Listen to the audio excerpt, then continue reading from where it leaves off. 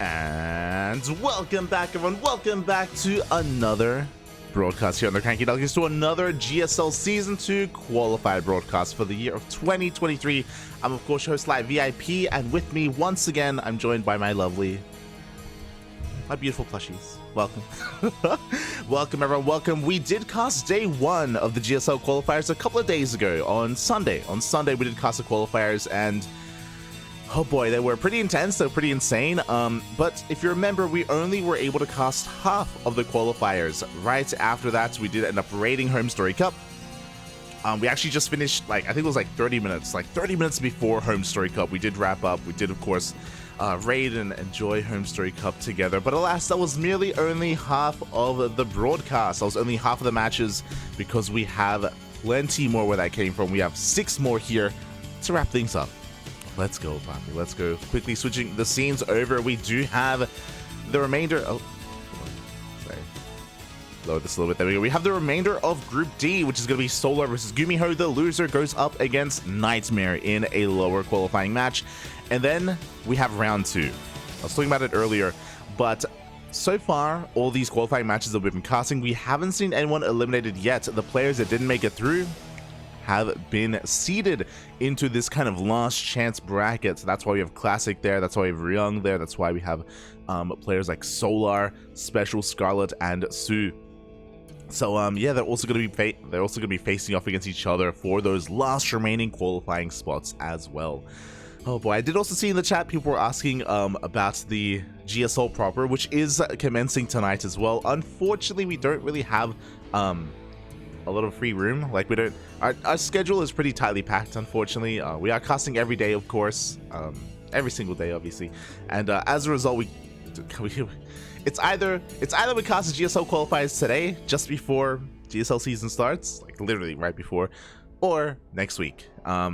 And I feel like a week from now, this is going to be a little bit less impactful, and it's not going to be, it's not going to matter as much. So we wanted this to just remain as relevant as possible, because a lot of these qualifying players, they still have their GSL matches days ahead, of course. So yeah, we are here to bear witness. We are here to enjoy these matches while we can.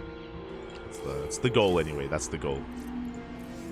Also, fun fact, today was a really interesting day as well. As today, of course, we're casting the GSL qualifiers. We casted the GSL qualifiers last season as well, but we casted it on the Africa TV website because they had I almost said a tournament. They had God, what am I thinking of? You could participate, and you can enter a giveaway sort of thing, where a competition. That's it. You could enter a competition where you casted on Africa, and they picked the top casters and the top performers there for the GSL qualifiers, and they would send out a couple of gifts depending on your placement. And of course we won. And today a package arrived, and I completely forgot about it. I was like, why is there a package here? What's going on, Poppy? What's going on? We got, you can't really see it because of the green screen. That's a GSL logo tumbler. And I also got a hat. We also got a GSL logo hat as well, which is, again, you can't really see it too well because the green screen is it's taking all the stuff away from me. But yeah, it actually arrived today, and I had completely forgotten. I was like, oh god, oh right, we did that. So really cool to see that they came through with that, and yeah, let's go, and now I have a new cup to drink from. Oh god, but of course this season they didn't have that competition. They didn't have that kind of that thing to vie for, so that's why we're casting the qualifiers here on Twitch instead of on Africa. If you're wondering, that's where the VODs of the previous season qualifiers are, over on the Africa channel, not on Twitch. Oh, but yeah, now we can get things underway. We have our first qualifying match. It's going to be a TvZ between GuMiho and Solar. Let's go, Poppy. Let's go. You should wear it. It's so awkward to wear the hat while also wearing the headset. Maybe next time. Right now the Zealot's wearing it. Right now I have right now the Ragelot. The Ragelot's wearing it. Put him back behind me. Oh god, but here we go. It is going to be Solar versus GuMiho coming up first. Game 1 going to be on Babylon. Vámonos, papi, vámonos.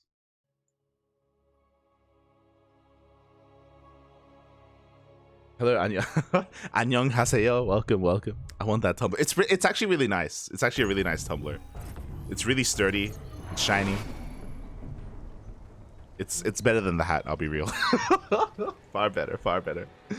Oh god, but here we go. Spawning in the bottom right-hand corner of Babylon, we have the South Korean Zerg player representing on Side Gaming. It is Solar. And spawning in the top left-hand corner, we have the South Korean Terran player representing himself, as this madman is still teamless. God damn it. It is GuMiho. For a long time, GuMiho as well as Classic were teamless players that were really deserving to have some kind of support for competing because they are so damn good. Of course, going into ESL Masters Summer, going into DreamHack Young Shipping, Classic was picked up by Twisted Minds, which was really cool. Unfortunately, GuMiho is still teamless. Even though GuMiho is the runner-up, he made it all the way to the finals of ESL Masters Summer. So hopefully, you know, if you're a team owner out there, if you know of a team, hopefully he's able to get the support that he desperately deserves, to be honest, because he is one of the best players in the world. And yeah, it is a bit of a shame. It is a bit of a shame, but you know, fingers crossed. Hopefully, maybe for the next season of WTL. I know World Team League, once this season wraps up, I'm sure the teams are looking to just revise their rosters and look to pick up new players. And I'm sure when that does come around, GuMiho will be picked up. But until then, we shall see. As we're getting into our standard openers, we do have a Rax Expand from GuMiho, Hatchcast Pool from Solar. Nothing too crazy in the early game. The fanfare, Flappy, the fanfare. Alright, with the Patreon thing. Yeah. For those wondering, the reason why we have replays available here of GSL is because they, of course, now have a Patreon. They have a Patreon for the GSL where you can get replay packs from all of the matches, including the qualifiers, including the group stages as well. Which means we also have the option to cast if we want. We can cast the main season of GSL. I don't know if we have the time to. Like, we could have done it last season. I remember I was very keen to cast it last season, but we just didn't have, like, the room to squeeze it in. As, oh my god. We didn't have the room to squeeze it in, unfortunately, but maybe we will this season. We'll try and schedule some things out. As we do have GuMiho going for something very interesting. This is why I love casting GuMiho. He's a very peculiar player, and he's one of the few Terran players out there that's just really creative and really unorthodox in the realm of all this meta play, you know, with Clem, with Maru, with Cure. GuMiho rises from the ashes with an interesting variation of a 2-1-1. Interesting wall as well, Abby. It's a little bit quirky. He took a little bit of a faster second gas geyser as well. Thankfully, he did make his first Reaper. He's going to be going across the map, going to be going for a bit of a scout, confirming what exactly is going on. Making sure that Solar isn't going for any kind of weird 2-base limb, but it's Solar. Again, Solar, he's one of the more standard players in Korea. Compared to Dark and compared to Ragnarok and even Rogue before him, Solar has always been one of the more standard players out there, more heavily influenced by the foreign scene. So I do think that this is a good matchup for GuMiho overall. He thrives when his opponent isn't doing anything too crazy. I do know that whenever GuMiho and Dark face off, for example, GuMiho, he can kind of be like thrown off tempo as well. He can have a hard time kind of gaining the advantage or gaining the momentum in the game, which is kind of what he thrives with. As Stim is on the way. And yeah, this is so weird. So with this 2-1-1, we actually don't have an add-on here. We're going to be making a Hellion instead. This could be with an Armory. We'll see. But typically, we have a reactor off of this factory, and we add-on swap the factory with the starport so we can hit with 2 medevacs. But we're not doing that at all. We're going to be hitting with 1 medevac instead really early on. Stim is nowhere near being done, so yeah, we're going to be very active already, just hunting down Overlords, keeping Solar in the dark. Upon seeing this, he should already be aware, of course, of the build itself. With a nice pick-off already. Typically, a 2-1-1 does hit at the 5-minute mark, and we're still a ways off from that. Solar just getting ready back at home, bringing his queens forward. He's going to be droning up to around 50, which is, again, pretty reasonable. And then he should be focusing on Ling production. As behind this, GuMiho already throws down his third CC. The Marines are looking for some more Overlords. Unfortunately, they only got the one. Weren't able to find a second. And yeah, just because of how this turned out, it looks like this double drop is going to hit a little bit later than usual. And Solar isn't making too many Lings here. It's possible that he may have misread the situation. He's going for a lair, he's going for a Bailey Nest. He didn't go for the Evo Chamber, which is the standard response here. So we'll see what GuMiho can get done, as he was also able to squeeze out a couple of additional Hellions, which are not normal with this at all. As here we go, the Marines are going to be keeping these queens busy. The queens are all brought here to the front line, and a lot of Marines are going to be going down. Decent stutter stepping here, and unfortunately this is a little bit mistimed. This would have been amazing a couple of seconds ago while the queens were busy fighting with those Marines. Hellions come in a little bit too late. And it looks like the Hellions should be able to clean up the majority of these Lings, but the reinforcements come in, the Hellions will be cleaned up. Again, I love the overall idea of this build. The execution did fall flat a little bit, unfortunately. But there was a lot of potential there. There was a lot of potential. As Solar does push this back, and yeah, he's going to be able to happily get his fourth base up and running. Get into his 1-1 or get into his double Evo chambers.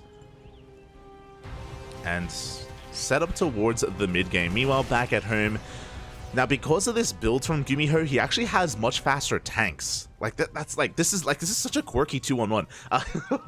Like the push was a little bit later, he found a little bit of damage, but the tank production is so much faster as a result, and the follow-up is going to catch Solar a little bit off guard. Here we go, the tanks have already arrived. We're hitting sub 7 minutes already with these two tanks.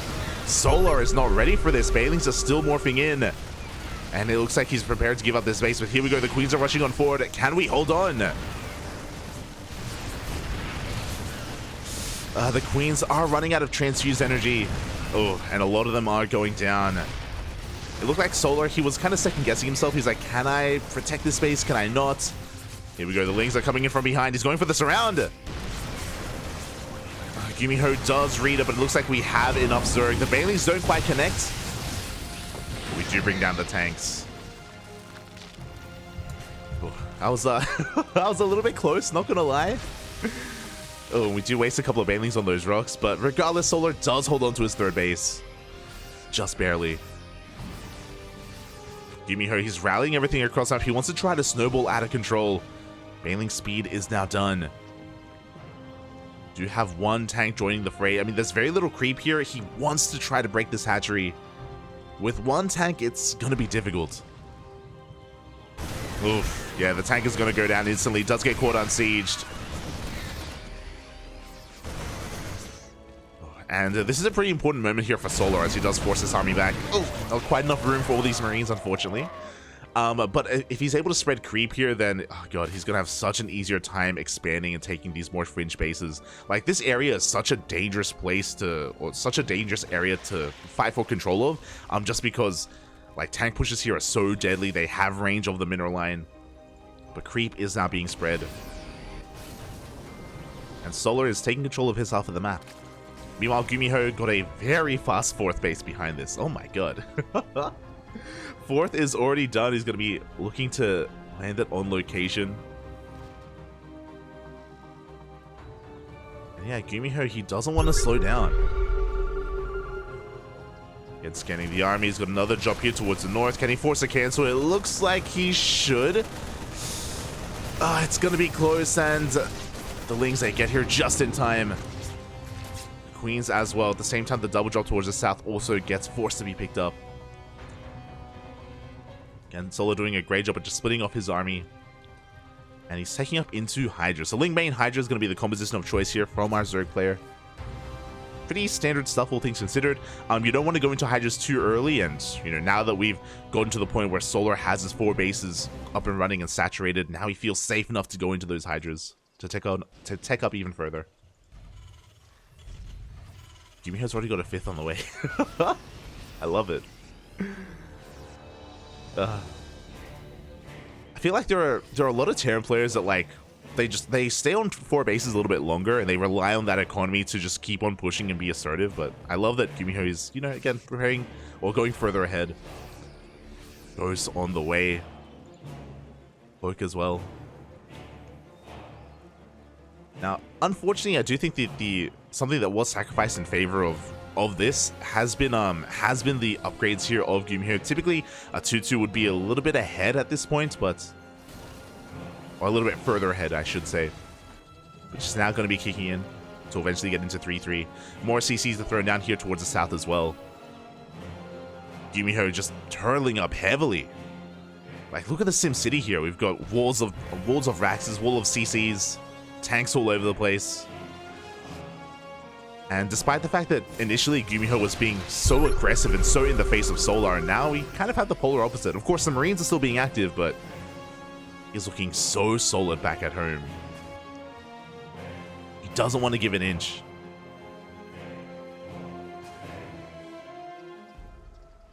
And Solar, I mean, with this, of course, GuMiho is at least giving Solar map control, so he's able to saturate his bases. We're droning up to 87, which is a pretty damn good worker count overall.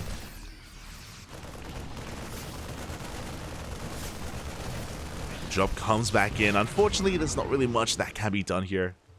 Solar, again, just splitting off his army quite well. And eventually, it's going to come down to Solar trying to deny some of these bases of GuMiho. Or really, things are going to clash when GuMiho attempts to expand and take a 5th.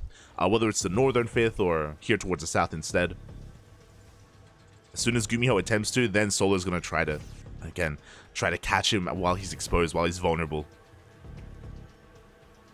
It's like we're leapfrogging CCs. Oh my god. Yo, we got nukes on the way as well. Let's go, Papi. Let's go. All the CCs, all the orbitals. With this, it also means that as the game goes on... Oh, solid. EMP grazes that Viper, but we get the yoink off anyway. I was going to say, as the game goes on, and once we get a high enough orbital counts, we can start throwing away some SCVs and focus on having a larger army, as we'll be able to rely a lot more on mules.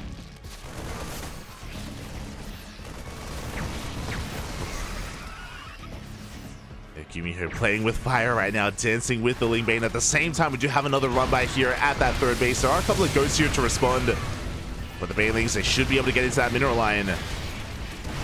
Oof. I'm afraid to look. We don't have W6 getting hard, unfortunately, but 13 SCVs do go down. The Lingbane rushing through the center of the map as well. Is going to be missing the main army, though, so Solar's bleeding off quite a bit, but he does catch some ghosts. Got 3 ghosts here. 13 SCVs, not too bad from Solar. But that is going to trigger a reaction from GuMiho. Now GuMiho knows that Solar, he's lacking a little bit in that Lingbane. 38 Banelings are on the way. It almost looks like Solar was trying to spell something with the creep tumors.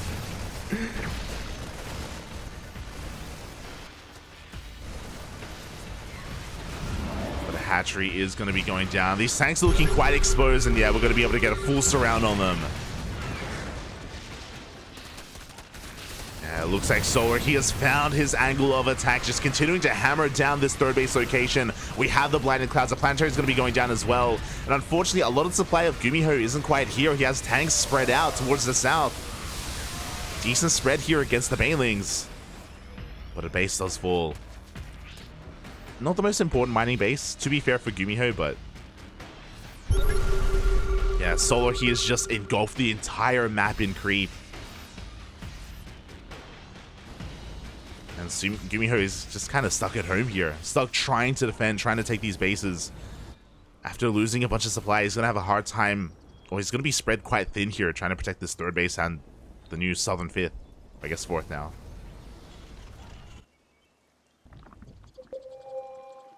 Oh. GuMiho pinging himself, let's go. And it's going to be on Solar to mine out some of these fringe bases first. I know Cyril does a great job at doing this, where he mines out the bases closest to the Terran, because eventually they'll be taken by them. As Lingbane rolls forward once again, getting on top of some of these ghosts. Solar has to be careful not to throw away too much. This time, GuMiho was in position with a great tank line behind this. Lurkers have arrived. They're not really gaining too much ground, though. As yet, GuMiho has established his southern base, and he is going to be looking to expand even further. Gets a lurker. It's one of those things to bear in mind that Solar, he has the map, sure, but he doesn't have a large bank. Like, he's been trading quite a bit. GuMiho has been able to stabilize. I still don't think he can take this base, unfortunately. It's just so difficult to really pull this off, especially if these rocks go down as well. As we can see, time and time again, Solar is going to be threatening it. I do think GuMiho may even have just an easier time expanding towards the south instead. Like, this base is untouched. We'll see what kind of direction he goes in, as when it comes to his army composition, he's still working on bio tank. Ideally, we want to be a little bit more like quote unquote mech heavy, and we already have 3 more factories on the way, so GuMiho is working on that transition. So here we go, the Ling Bane rolling forward once again. The bio army is out of position. These tanks are exposed. 3, 4 tanks going to be going down. The Marine army shows up a little bit too late. At the same time, we do have a nuke here towards the south, but it has been spotted. Solo is able to pull back in time, or has he? Is that within range? Ay.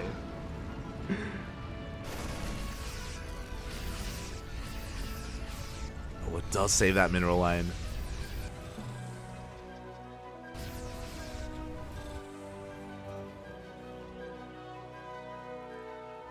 Yeah, eventually we're waiting for the moment where GuMiho is comfortable enough to move out. And again, I do feel like really he's going to be waiting for just a really efficient fight, for Solar to push into him, trade in efficiently, and then GuMiho can counterattack from there. We'll see. I also feel like GuMiho has maybe too many Marines. Let's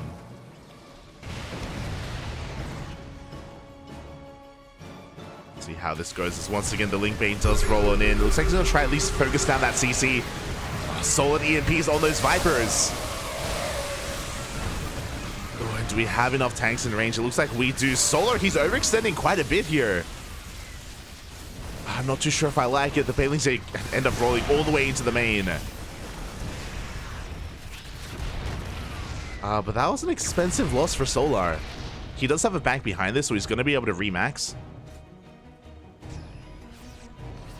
Let's see if GuMiho does anything with this. Okay, 32 more Banelings on the way, 6 more Lurkers. But yeah, like, after Solar throws away that army, that means GuMiho, he can counterattack, and he should be able to get this mining base. Banelings, they need a little bit more time to roll on in. God,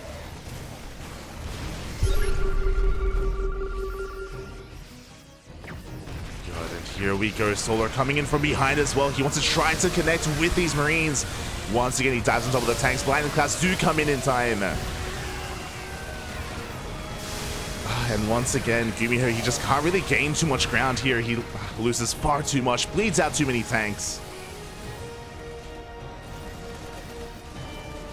And Solar is going to hold on to this base.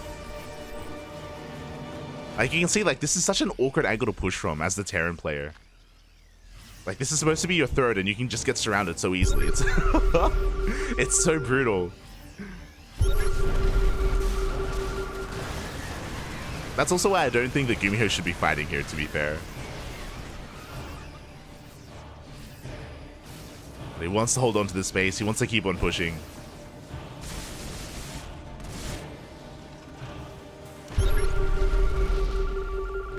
But really, Solar, he's just setting up another surround.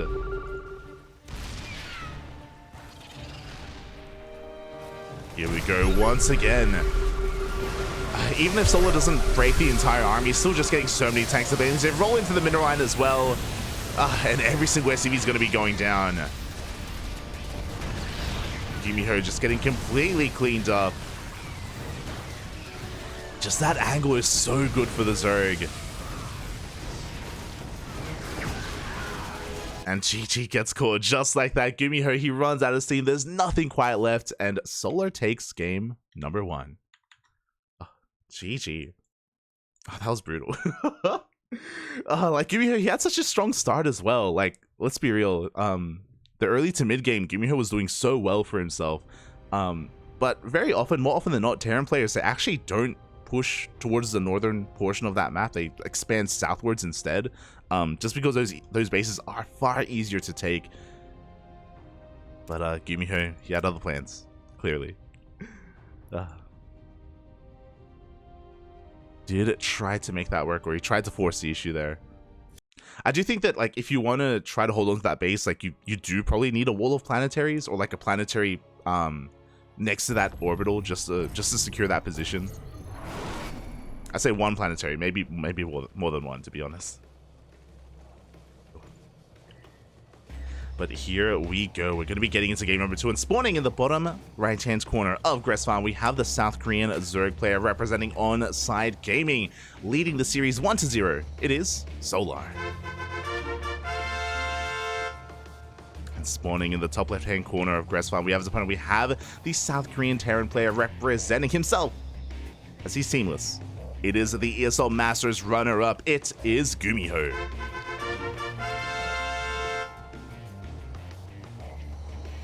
Oh, let's go. And this is why I love GuMiho. Again, he throws caution to the wind. We have 3 SCVs being sent out across the map. It is going to be a proxy 3 racks from GuMiho. Mass Marine. And we have seen Solar die to this in the past. Against players like Maru, against players like Bjorn, against players like Cure. There are times where Solar, he has a really lax defense and doesn't take it seriously enough. I say that sometimes he misjudges, and sometimes he reads it as a proxy 2 racks instead of a proxy 3 racks, and Solar just dies straight up then and there. So I'm concerned, because I've seen Solar die to proxy 3 racks before, multiple times. So I'm worried for him, Bobby. I'm worried for him. Meanwhile, Solar is 1 game away from qualifying, 1 game away from making it into GSL. It is the best of 3. Uno mas, papi. Uno mas is all he needs. For those wondering, a proxy 2 racks as a Zerg player, you can defend your natural with it. You can pull your boys, you can pull your drones, deny the bunker long enough for you to get your lings out, get your queens out, and hold on to your natural. Against a 3 racks, it is typically advised to give up your natural base, just because of the much higher marine count. And yeah, here we go. The boys are being pulled. 2 SCVs were revealed. So GuMiho, he's hiding his 3rd SCV. He wants Solar to believe that it's a 2 racks. Oh boy. And there we go. The 3rd SCV is revealed. We do see Solar trying to get a surround on these Marines. He's going to be able to get one of them, but oh god, we are bleeding out a lot of drones already. Oh, we're going to be able to surround some of these, and oh god, the stutter stepping though. 7 drones have already gone down. 8 drones as well. This is too much damage. This is game-ending damage. Look at the worker count right now. Lings do come out, but Solar is down to 13 drones, and the Marines, they keep on coming. Oh boy. Sure, he stopped the bunkers. He holds onto his natural, which is nice. But GuMiho's ahead economically. Ay, ay, ay. Again, that's why typically you pull the boys against a 2 racks, just because the Marine count isn't anywhere near as high. And you're able to shut this down with minimal losses. Minimal drone kills, I should say. So this was already worth it. This is already worth it here for GuMiho. Proxy 3 racks isn't all in, by the way. You can transition. And we should be working on that transition back at home. So GuMiho, he's just making his way back home. He's content with what he's done.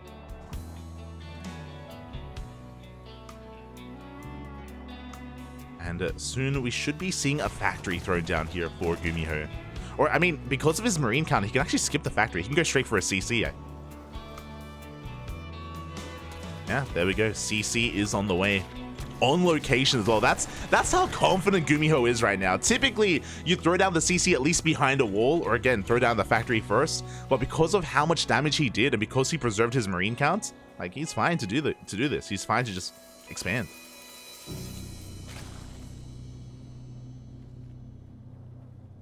Now Solar is going to have to recover. Raxes do float back home. Solar pulling back into, or just mining as much gas to get Ling speed. Working on his third base.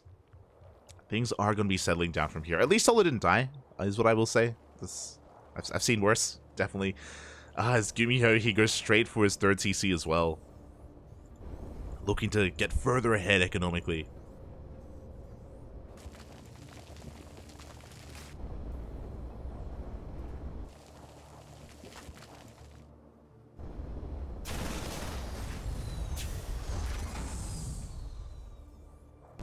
And with that, yeah, things are going to be settling down overall. I wonder what Solar's planning to do as well. Like, playing standard from this point, like, he should recognize, like, obviously how many workers he lost and how dire the situation is right now. Even though he hasn't seen the third CC, like, he can make some assumptions.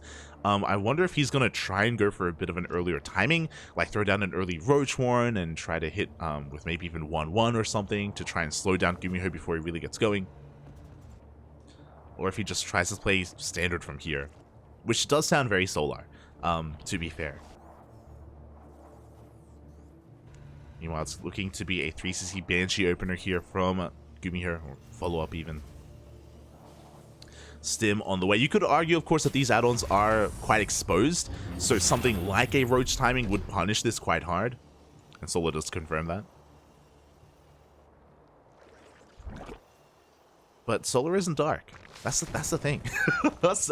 Like, Dark 100%. Dark 100, like, to be fair, Dark wouldn't have pulled the drones, to be fair. He would have just thrown down a Roach Warren. But,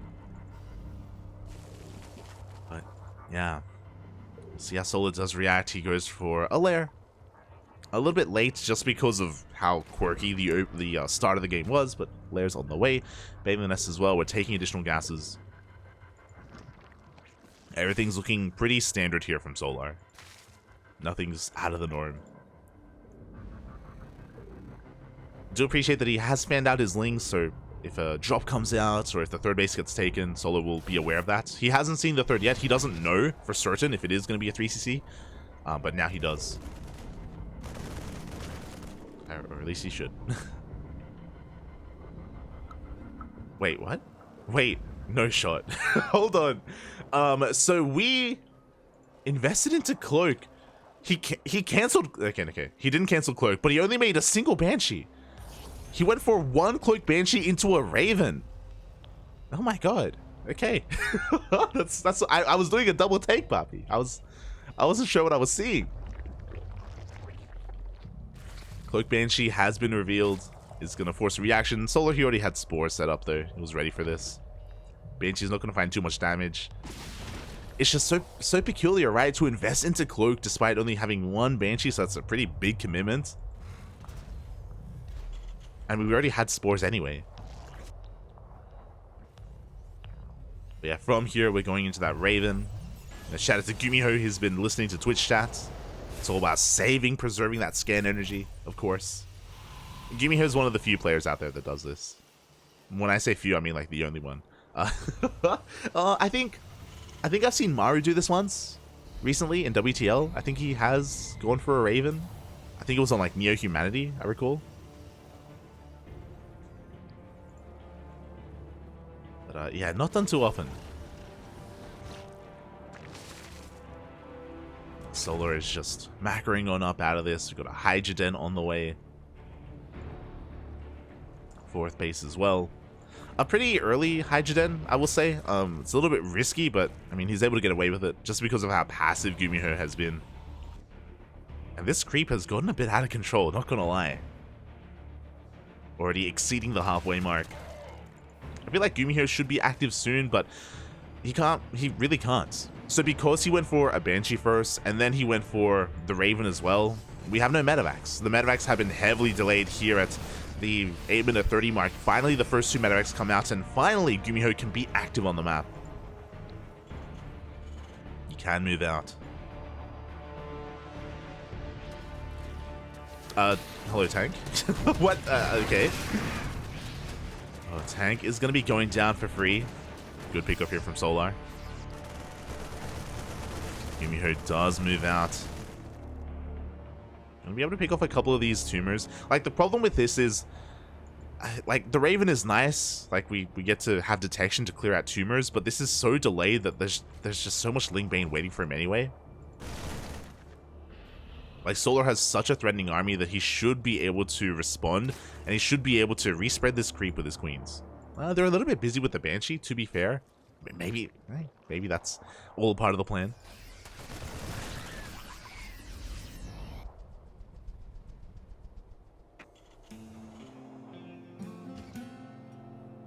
The creep is slowly receding. Fourth base being taken here from GuMiho as well. And he's kind of working towards this next big push. Solo, for the most part, has been able to stabilize after the early game. Unfortunately, like, because of it, like, we have a pretty even game state here. But thankfully, Solar, you know, he isn't as far behind as he otherwise could have been. We already have a Hydra upgrades on the way. Hive as well. And the creep is probably one of the most impressive things here from Solar. GuMiho just hasn't really been able to be too active at all. As he's like, as he's setting up a ring of tanks, a ring of towers. Okay, just poking whenever he can. He can't really tango with the army itself, so as soon as he sees it, he does back off.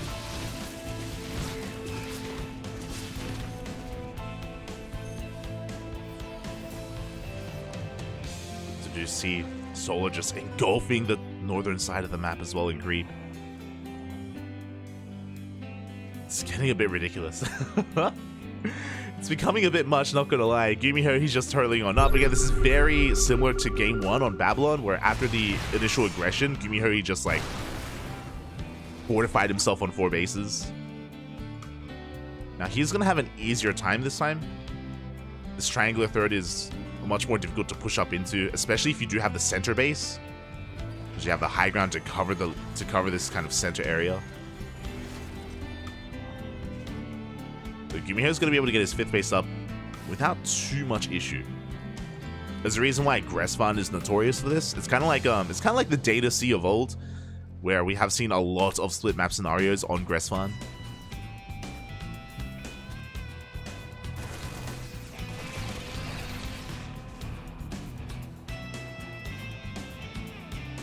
And we'll see if Solar can kind of break the defenses here of GuMiho.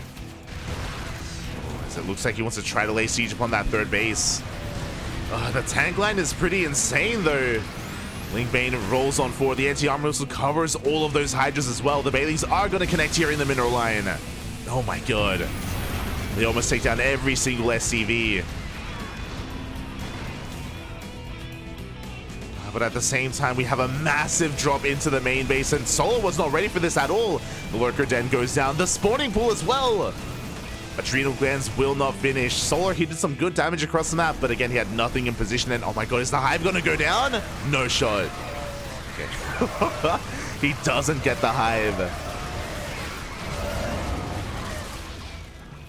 But he got everything else. Lurker Den, spawning pool, Adrenal Glands. I believe he denied, denied adaptive talents as well. The Lurker upgrades. Really solid drop. He didn't really get too many drones, but getting the tech was so much more important to just slow down Solar. And at that 3rd base, GuMiho, he only lost 9 SCVs. It wasn't even that much. Look at the Viper. Vipers, please. Oof. Do get a couple of yoinks off. Good job, barely surviving. Dipping into the main, just being a little bit annoying, just buying time. Buying time for GuMiho to set himself up once again, throwing down those CCs.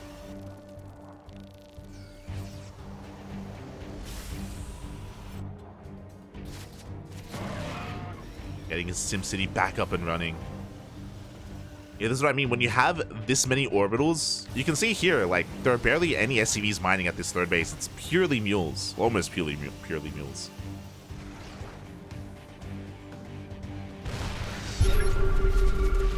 Here we go, GuMiho a little bit out of position. A tank is going to be going down for free once again. Solar pushing in towards his center base.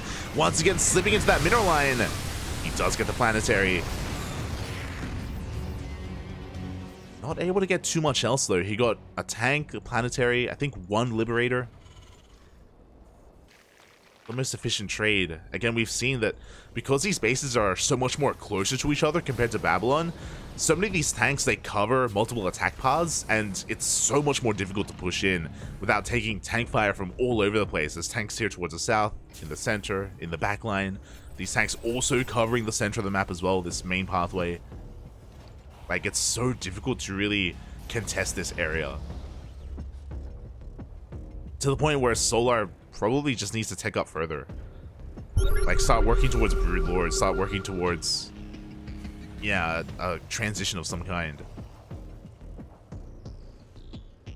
Instead, we do have a Lurker Den on the way.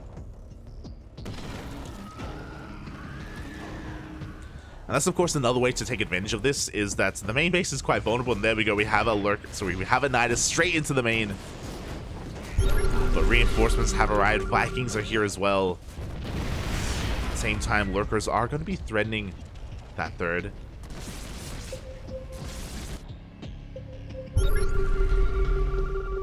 Solar pinging? It's fine, it's fine, don't worry about it. We had a ping in game 1 as well, if you recall.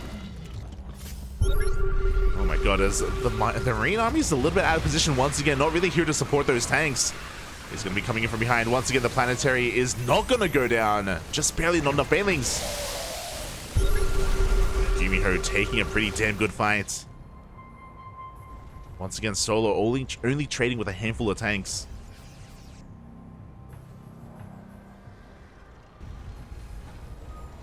Yet the resources lost tab here. Oh my god. 15k minerals down the drain. Almost 400 lings. My god. That doesn't count all the banelings, by the way. It's a little bit awkward counting banelings because they kind of kill themselves, but they kind of don't. So don't worry about it.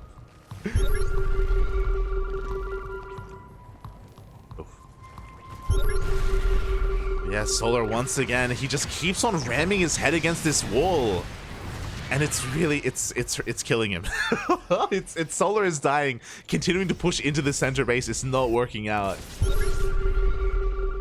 Now he's working towards those two spots. We were talking about it earlier, like, I do think that this needs to be a little bit sooner. Solar transitioning into Broodlords. That's what he's getting ready for. As once again he tries to roll on in. One tank goes down, literally one tank. Oh. There's so many banelings. Like, so for those wondering, so Lingbane Hydra Viper is a very mobile army, obviously, and the goal here is to do exactly what happened on Babylon, where you kind of poke and prod and you pull apart the Terran army as they try to defend their fringe bases. And it worked wonders on Babylon, right? Like, this is exactly how Solar played that out. He was able to eventually break the triangular third and just snowball from there and really give GuMiho a hard time as he tried to retake that base and expand. But because of the map layout, because of Gresvan specifically, Solar, he can't do that. Not here. And he's been trying to. he's been a little bit stubborn. He's like, I know I can do this. I know I did this before. I know it can work. And you can't, to be fair, you can pull it off on Gresvan. It's just like GuMiho is just so well fortified. Like, his tank positioning is just so good here. And as a result, Solar, he's like finally come to terms with it. He's finally got that Greater Spire on the way, but he's not in as good of a position as he otherwise could have been. Just because he's been spending a lot of his bank. Oof. As EMPs do connect with those Vipers, as well as the Infestors as well. Solar, who was hoping for those Fungals, is banking on them. Meanwhile, GuMiho finally taking a 6th base. Solar going to be rotating around here towards the north. These tanks are looking a little bit more exposed. He's going to be able to get a good chunk of them. The Ghosts are going to be able to pull back in time. Not a single one goes down. Again, he's kind of taking control of this 3rd base, but the difference here is that at this point, this 3rd doesn't really matter that much. We don't really have that many mineral patches left. And taking down this 3rd isn't as much of an entryway into the natural as that previous map. As there are no tanks here towards the south, though Solar is finally going to be able to find a mineral line. He gets a good amount of damage done. Gets the SCVs, forces 2 cancels on those bases.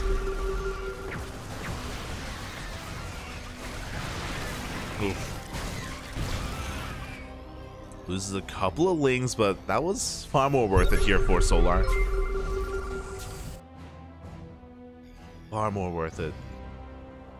As a massive shout out to Baby Links, thank you so much for the raid. Thank you so much. Hope you had a great stream. Hope you had a great ladder session. Thank you. For those that are tuning in, these are of course the GSL qualifiers for this season, season 2 of GSL. Still in our first qualifying match of the night. 7th overall. Thor production has commenced. Quickly checking, did GuMiho see the Greater Spire? Looks like he hasn't, but he's transitioning into that nonetheless. Aware of the threat of these corruptors. Thors are on the way. And once again, these tanks are looking exposed. 3 tanks are going down. Finally, Solar is finding damage here. He's looking for the fungal. Up. Oh, lands on the Marines, not the Ghosts. Ghosts do survive. I didn't even notice that hellbat. As GuMiho needs a little bit of breathing room, he throws down a nuke.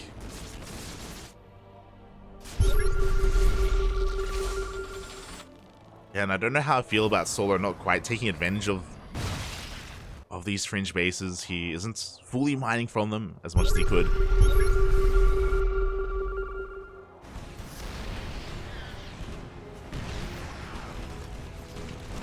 Just for the eventual scenario where GuMiho takes these bases for himself.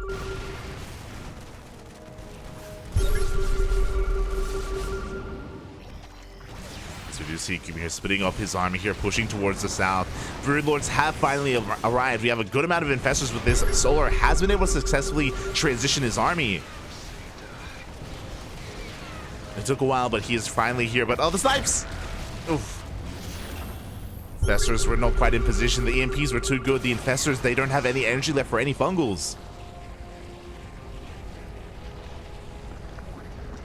The Thor is here.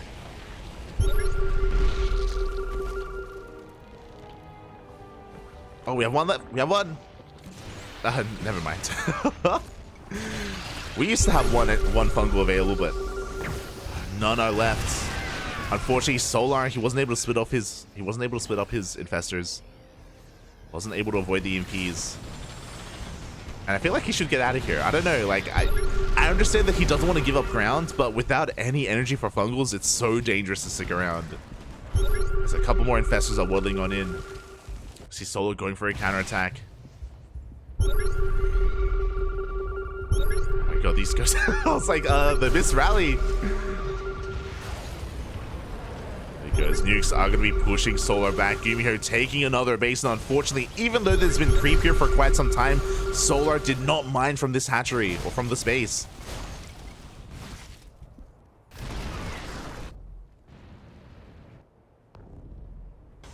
GuMiho going to be able to get a fresh base here, or at least he's trying to.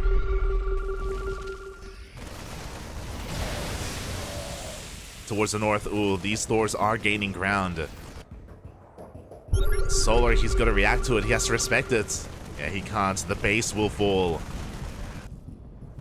As the Broodlords get pulled towards the north, it looks like GuMiho may be able to establish the southern base.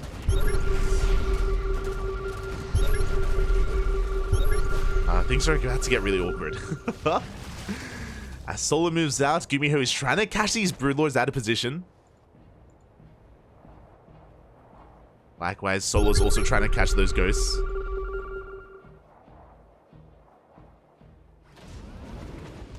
Oh, I love this. We load up a couple of those ghosts. We're looking for the EMPs. He's going for it. He bursts in. Oh my god, the EMPs, they cover almost every single one of those infestors. We still have a couple of fungals left. Oh, not anymore. The snipes are real. Shout out to those 2 ghosts. They died, but they EMP'd almost everything. And GuMiho completely shuts down that army.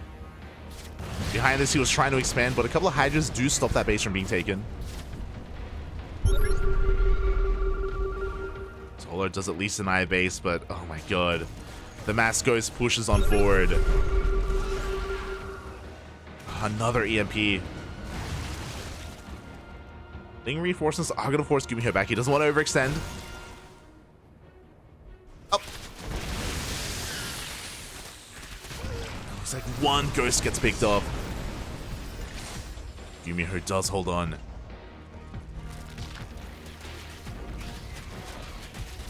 And GuMiho has been really struggling to actually take another one of these bases. Hasn't been able to. Likewise, Solar attempting to remax. Looking at the units tab here, we are up to 9, soon to be 14 Broodlords. How many Infestors do we have? 8. 8 Infestors. Army going to be rotating here towards the south instead. GuMiho threatening those bases. Snipes on Lings, you love to see it. Why the hell not? Not the most efficient trade from those Bailings, but the Broodlords have arrived. And we're looking for that money fungal. We still have not landed a single fungal on these ghosts. Up until now. 2, 3, 4 ghosts go down. Actually, just barely 3. Lightning clouds onto these Thors as well. The hot pickup. The hero medevacs do save at least some of them. But GuMiho, he's losing quite a lot here. Finally, a good fight for Solar. Does force GuMiho all the way back. He's got to be careful. That's still a lot of ghosts. Oh, another massive fungal as well. Up. Yeah, and he sets up the chain fungal. Is it going to be enough? It looks like it is. GuMiho getting caught out once again. Oh, God. Things snowballing very quickly. All it takes is one fungal, and Solar once again just forcing GuMiho back, taking down that fresh mining base, and getting a good amount of ghost kills.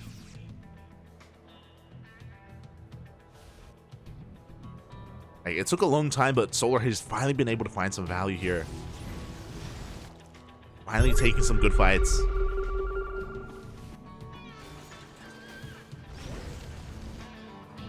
GuMiho has to back off. His gas bank is non-existent at this point. We are running out of money. He needs one of these bases. He needs a new base. If he can't get one up soon, he's just gonna dry up. He's gonna bleed out. He's gonna run out of money, and that'll be it.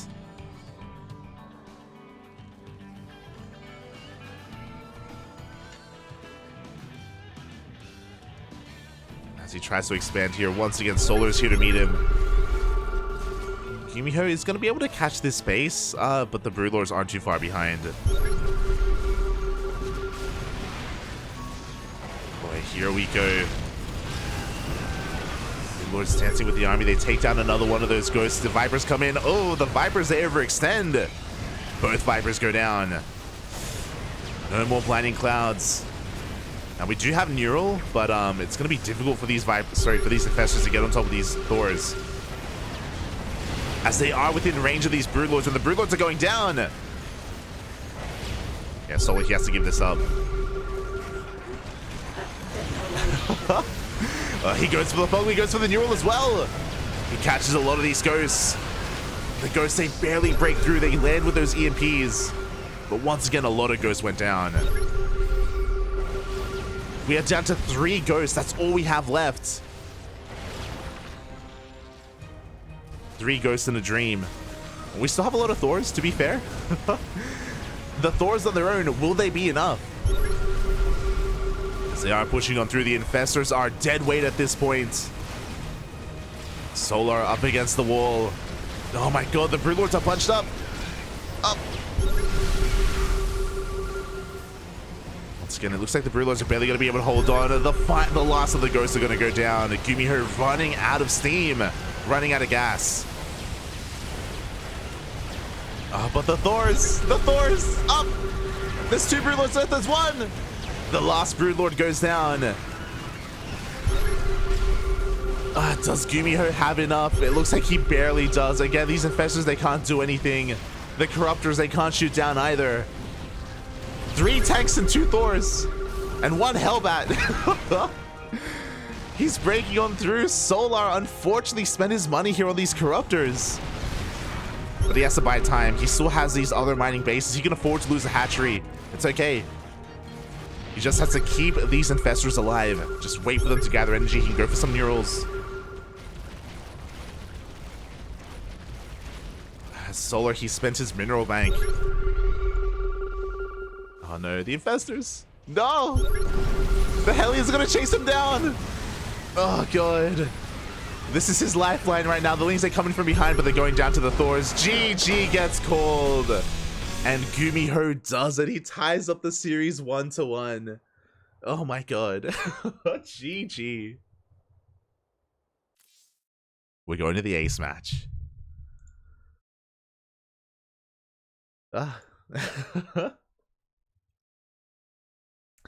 GuMiho was out of gas. GuMiho was out of gas. Solar was out of minerals. It was the opposite problem for Solar. He had no minerals at all. It's such a shame. I do think that Solar spending the majority of his bank on those Corruptors really did hurt it. I think that may have just killed him. Like if they were, I don't know, Hydras, or I don't think he had a Roach Warren, but he had a Hydra Den. So if he had tried to remax in that direction instead, then he probably would have been able to, I don't know if I would say win the game, but at least push back the army and save those infestors. You know, be able to at least protect those. But alas, was unable to. GG, well played. We're going to the ace match. We're going all the way to game 3.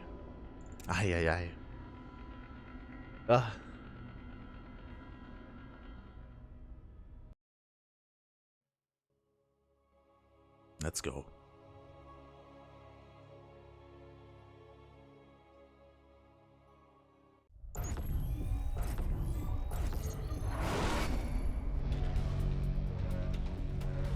And here we go, spawning in the top right-hand corner of Royal Blood, we have the South Korean Terran player representing himself, but he is the runner-up of ESL Master Summer of DreamHack. It is GuMiho. And spawning in the bottom left-hand corner, we have his opponent. We have the South Korean Zerg player representing Onside Gaming. It is Solar.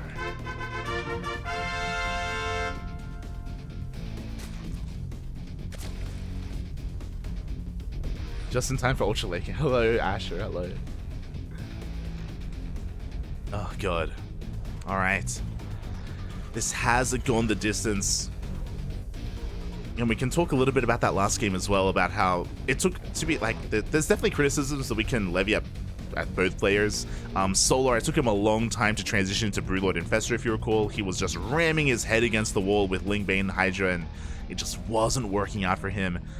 When he did eventually transition, he was as well having a hard time engaging, having a hard time preparing himself for like avoiding those EMPs and dealing with those ghosts.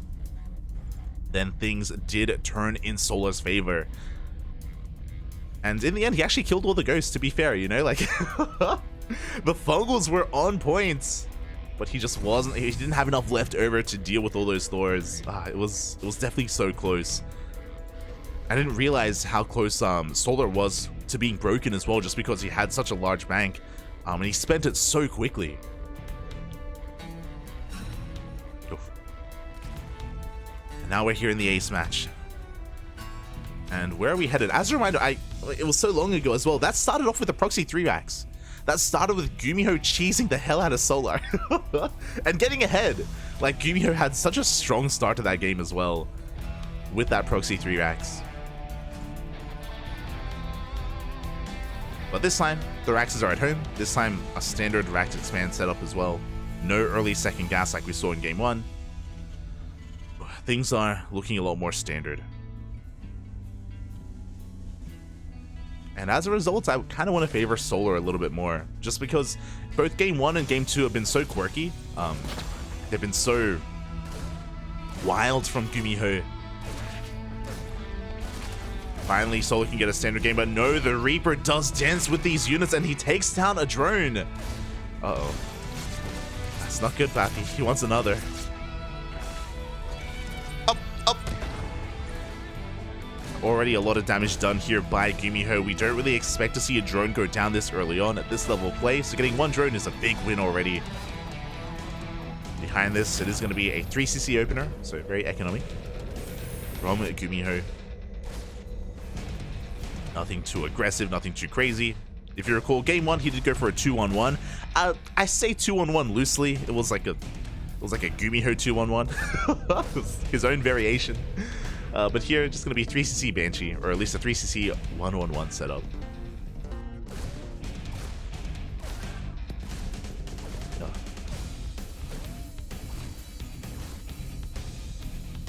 So we'll see what kind of direction we go in. Solar himself hasn't been too crazy either. So far, the mid game in both game 1 and game 2 have been identical, going Ling Bane into Hydra, of course, into Lurkers. Solar hasn't mixed things up too much. He hasn't tried to go into Muta play, for example, or go Roach Ravager. Let's see if he decides to here in game 3. As the Hellions are looking for a way in, but so far Solar has been able to rotate and keep up here with the Hellions of GuMiho. Overlord does go down across the map. Now, the Hellions have been spotted, so Solar is aware that it's at least not a 2-on-1 or a 3-Rax or anything like that. He's trying to get a little bit more scouting information, trying to figure out whether or not there is a 3rd CC.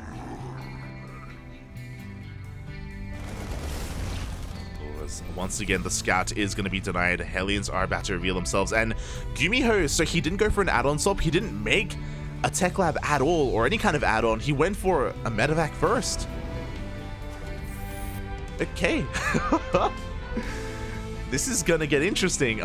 So there's no armory behind this. This isn't for like a Hellbat push or anything. It's just your initial Hellions as to be expected, but it's gonna be joined here by a handful of Marines and a medevac as well.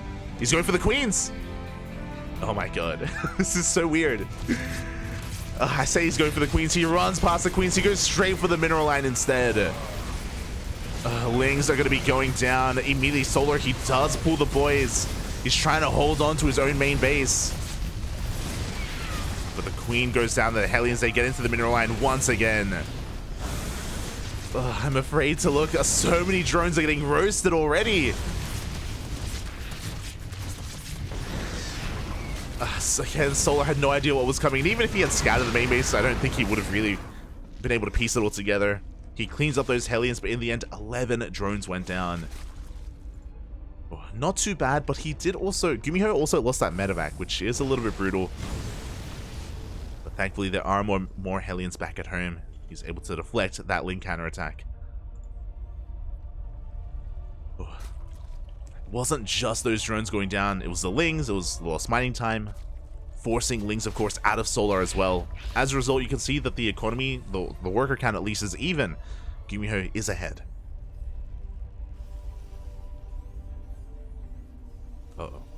And there's no 3rd CC. Wait, sorry. There is a 3rd CC, but we're going for that pretty big Rax explosion here. I'm curious if we're going to be taking these gases.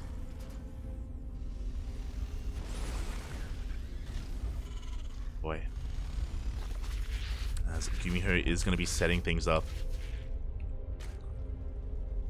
5 Raxes in total. I'm curious if he's going to go for an A-Rax behind this. I know it's a little bit out of fashion. We haven't seen that in quite some time, as GuMiho goes for even a Hellion drop into the main base. At the same time, more Hellions into the 3rd as well. The aggression hasn't stopped.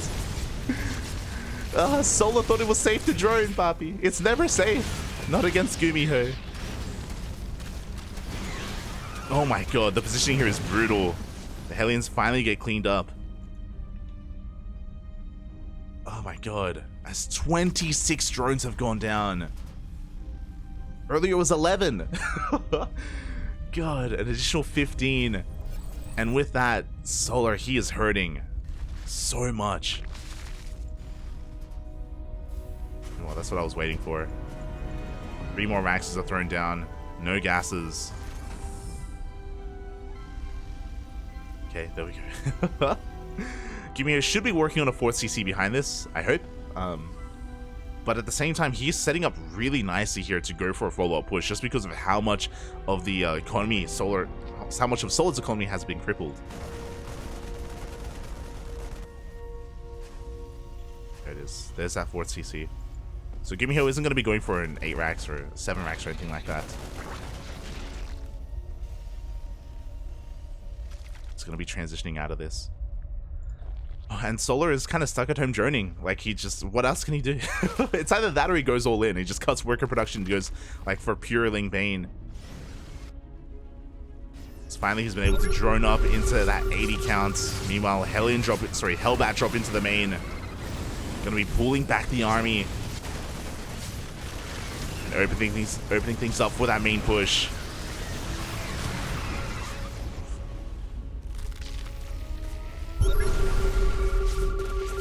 Looks like Solar is going to be able to hold on.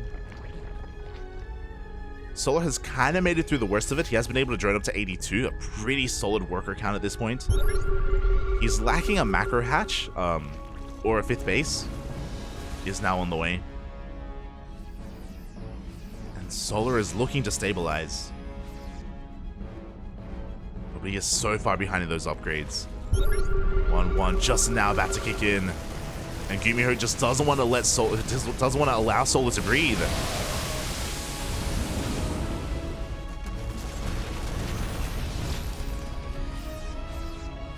Fourth base on the way, 5th base already turned down. Or 5th CC.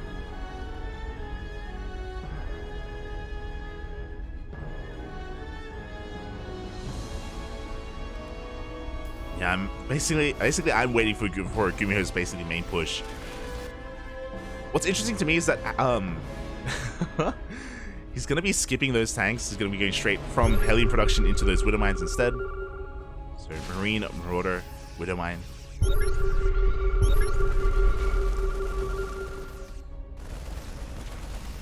As opposed to what we've been seeing in the previous 2 games. Which is pretty exciting. It basically means that GuMiho wants to, I mean, he's already been so active this game, he wants to keep that up. He's not going to be turtling like he has been in Game 1 and Game 2, where we just see massive tank lines and planetaries.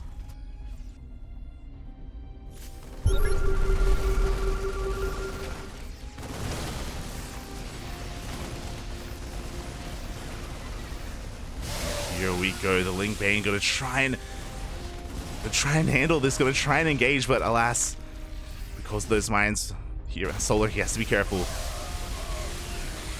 Can't quite engage yet. At the same time, we have another triple drop moving out on the left-hand side. Solar, because of the early game, he barely has any crease red as well. He has very, very limited map vision right now. And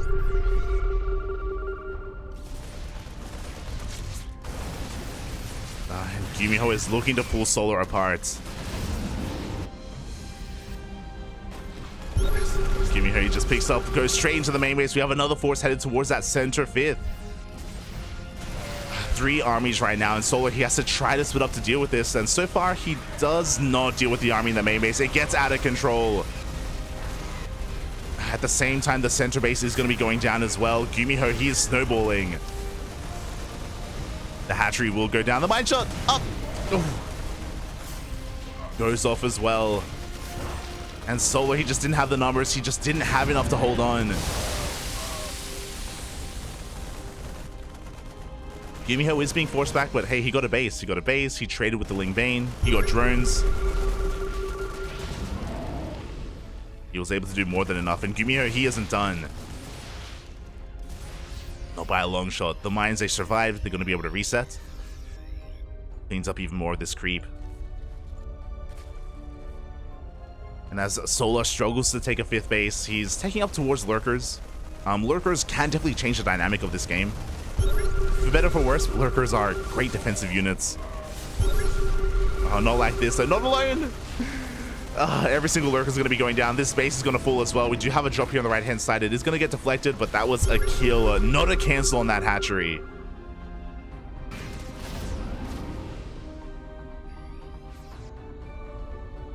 Solar is just being starved out.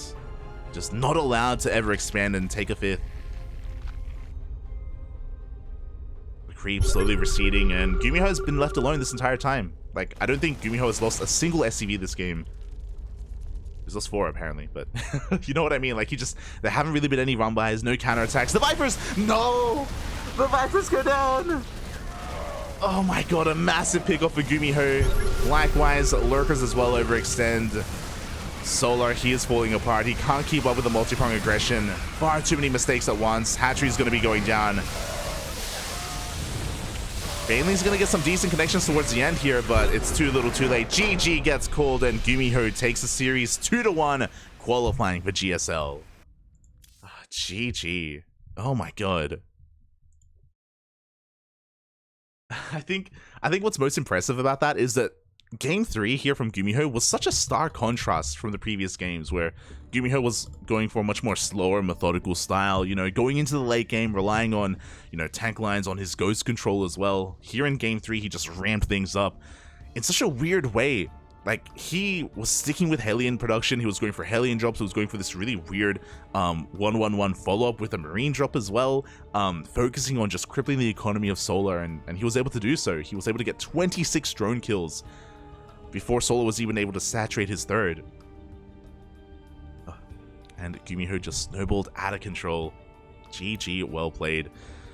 Solar is going to get knocked down to that final bracket, to that lower qualifying match, where he's going to be facing off against Nightmare. Oh. Can I show that off? Man, there it is.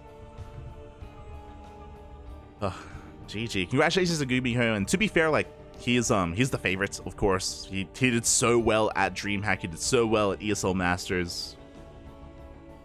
Came second only to Cyril, of course.